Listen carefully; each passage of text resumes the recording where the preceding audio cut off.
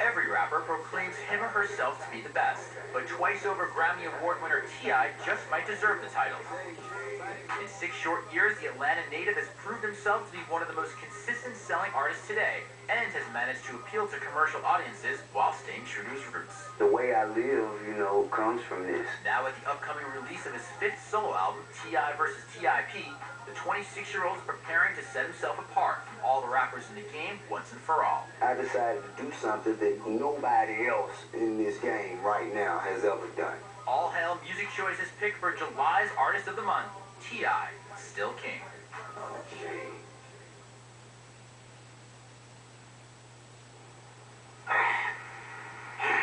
You know, we'll lose the show, right? Yeah, I know. Lose to clean the books, right? Depending on which day it is and what job needs to be filled, you never know which part of T.I.'s personalities you're going to bump into. For the self-proclaimed king of the South, having 2 sides is the only way he could survive in the industry. Most rappers, they have to take on an alter ego in order to seem cool or tough or develop more street cred, whereas I never had to do that. I already had that. I had to develop an alter ego or another way of behaving in order to give myself a shot at assuming the levels of success everybody thought I had an opportunity to assume. Thoughts of becoming an international star seemed impossible during T.I.'s early years. He found himself in the streets hustling, which would eventually lead to arrests and short stints of jail time. But in 2001, Tip, the name affectionately given to him by his grandmother, turned music into a career rather than a hobby. Hey, take a good look at it. Now picture you in half. No cash, not fashion, not flash. Nabbing a deal with Arista Records, T.I. released his debut, I'm Serious. But when the album disappointingly sold 268,000 copies, T.I. knew that he could only rely on himself to stay above water.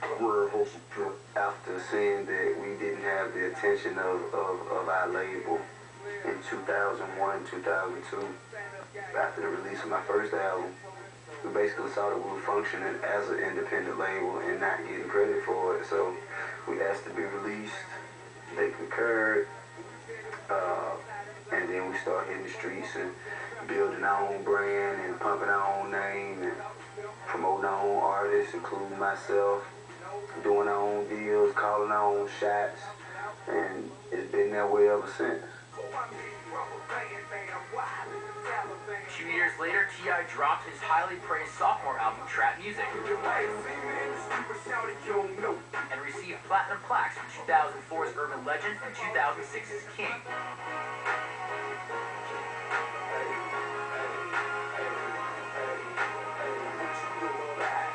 The latter also earning a Grammy Award.